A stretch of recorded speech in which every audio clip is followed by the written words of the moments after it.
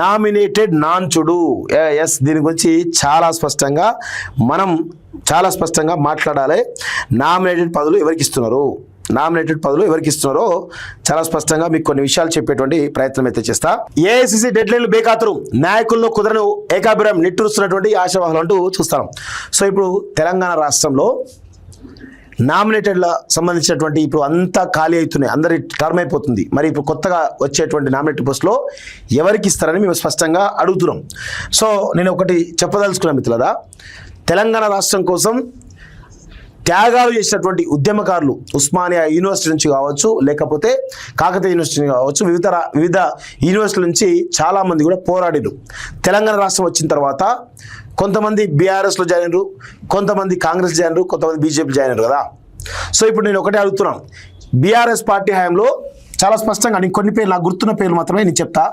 So Bonthu Rammohan mayor అయిండు, బల్క సుమన్, గాదర్ కిషోర్, అదేవిధంగా ప్రవీణ్, క్రిషాంక్, గెల్లు, ఇలా చెప్పుకుంటూ పోతే చాలా పెద్ద చాంతరదృష్టి, దాదాపు 40 మందికి పైగా వాసుదేవరెడ్డి,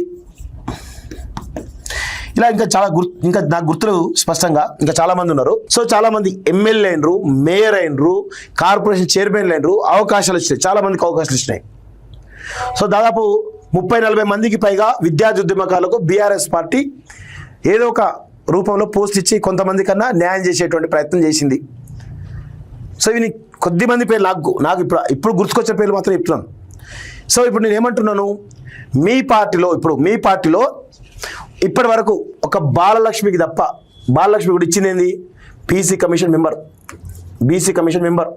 సరే ఇచ్చిర్రు అనుకుందాం, బీసీ కమిషన్ మెంబర్ ఇచ్చారు, ఒక్కరికి తప్ప ఇంతవరకు ఎవరికి కూడా న్యాయం చేయలేదు. సో ఇదే ఉస్మానియా యూనివర్సిటీ నుంచి ఎంతమంది విద్యార్థులు లేకుండా మీకు పేర్లతో సహా చెప్తా. సో దుర్గం భాస్కర్ ఎప్పటి నుంచో కూడా మీ పార్టీలో ఉన్నాడు, మరి ఈయనకి ఇంతవరకు కనీసమైనటువంటి ఎమ్మెల్యే అవకాశం ఇవ్వలేదు, కార్పొరేషన్ చైర్మన్ అవకాశం ఇవ్వలేదు. సో అదేవిధంగా కోటా శ్రీనివాస్ గౌడ్, ఈయన ఆల్రెడీ మీ పార్టీలో చాలా కీలకంగా క్యాంపెయిన్ కమిటీలో కూడా ఉన్నాడు. అదేవిధంగా చరణ్ కౌశిక్ యాదవ్ ఈయన ఉన్నారు. అదేవిధంగా కేతూరి వెంకటేష్, మానవతారాయ్, లోకేష్, శ్రీహరి నాయక్, వరంగల్ రవి అయితే మొత్తుకున్నాడు, పాపం ఘోరంగా మొత్తుకున్నాడు. దయాకర్ వీళ్ళందరూ కూడా ఉస్మానియా యూనివర్సిటీ నుంచి, వీళ్ళు కాక కొంతమంది ఉన్నారు, చనగాన్ దయాకర్ ఉన్నాడు, ఉస్మానియా యూనివర్సిటీ. వీళ్ళంతా కోర్ కాంగ్రెస్లో ఉన్నవాళ్ళు. వీళ్ళెవరికి కూడా ఇంతవరకు ఒక్కరికి కూడా పదవులు ఇవ్వలేదు, ఒక్కరికంటే ఒక్కరు కూడా ఇంతవరకు పదవులు ఇవ్వలేదు. మరి ఉస్మానియా యూనివర్సిటీ ఇంతమంది విద్యార్థి ఉద్యమకారులు ఉన్నారు కదా, వీళ్ళను కనీసమైనటువంటి కార్పొరేట్ చైర్మన్గా ఇస్తారా ఇయ్యరా స్పష్టంగా చెప్పాలి. మళ్ళీ వీళ్ళంతా ఎవరు, బడుగు బలహీన వర్గాలకు సంబంధించిన వాళ్ళు. గుర్తుపెట్టుకోండి, దుర్గం భాస్కర్ ఒక దళిత సామాజిక సంబంధించిన వ్యక్తి, కోటా శ్రీనివాస్ గౌడ సామాజిక సంబంధించింది, చరణ్ కౌశిక్ యాదవ్ సామాజిక వర్గం, కేతూరు వెంకటేష్ మానవతరాయ్ దళిత సామాజిక వర్గం, సో చనగాన్ దయాకర్, వరంగల్ రవి, వీళ్ళందరూ ఎవరు, బడుగు బలహీన వర్గాల బిడ్డలు కదా.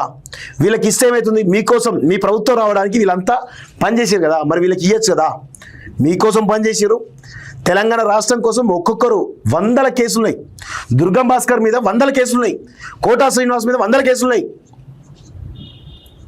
సో మానవతరాయ్ మీద ఉన్నాయి, చరణ్ కౌశిక్ మీద ఉన్నాయి, వరంగల్ రవి మీద ఉన్నాయి. కేసీఆర్ ఎన్ని ఇబ్బందులు పెట్టినా కానీ, కేసీఆర్ ఎన్ని రకాలుగా ఇబ్బందులు పెట్టినా కానీ కనీసం వాళ్ళు ఆ భయాందోళన కూడా పట్టించుకోకుండా ధైర్యంగా పోరాడారు కదా. వీళ్ళు వేసినటువంటి భిక్షనే రేవంత్ రెడ్డి నీకు సీఎం పదవి అనేది వీళ్ళు వేసిన భిక్షనే. వాస్తవంగా వీళ్ళు గ్రామాన తిరిగి అన్ని ప్రజల చైతన్యవంతపరిచారు కదా వీళ్ళందరూ కూడా. ఇప్పటికి కూడా పాపం వీళ్ళ కనీసం తిరుగుదామంటే కారు కూడా ఉండదు, కనీసం పూట గడదామని వాళ్ళ పాపం ఫ్యామిలీలో కూడా పోషించుకునే పరిస్థితిలో, చాలా దయనీయ పరిస్థితిలో వీళ్ళందరూ కూడా. మరి ఇలాంటి వాళ్ళను గౌరవించాల్సినటువంటి అవసరం ఉన్నదా లేదా? ఎవడు డబ్బులు ఇస్తే వాడికి ఇస్తారు ఆ పదవులు,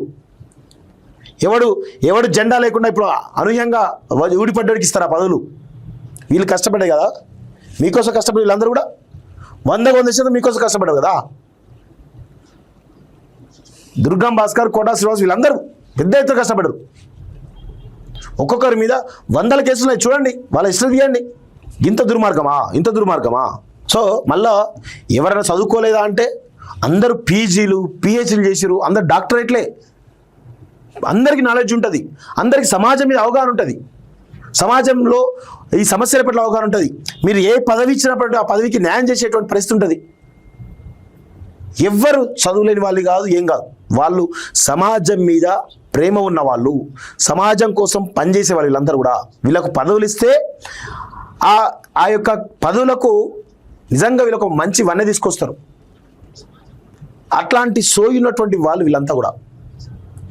బీఆర్ఎస్ పార్టీ దాదాపు ఇంత పెద్ద ఎత్తున ఒక్కొక్క మేయర్లు చేసింది, విప్లు చేసింది, ఎమ్మెల్యే చేసింది, కార్పొరేషన్ చైర్మన్లు చేసింది, మంచి మంచి కార్పొరేషన్ ఇచ్చింది, దాదాపు 40 మందికి పైగా పదవులు ఇచ్చింది విద్యార్థి ఉద్యమకారులకు. మీరు ఒక్కరికన్నా ఇచ్చిరా? ఒక్కరికన్నా ఇచ్చిరా? ఎంత దుర్మార్గము చూడండి. ఇప్పటికైనా మారమని చెప్పేసి చాలా స్పష్టంగా మేము అడుగుతున్నాం. వీళ్ళందరూ కూడా కార్పొరేషన్ చైర్మన్లు ఇవ్వాలి, అవకాశం ఉంటే ఎమ్మెల్సీలు ఇవ్వాలి, ఇచ్చి వాళ్ళకి గౌరవించాలి. గౌరవిస్తే మీకే మంచిది.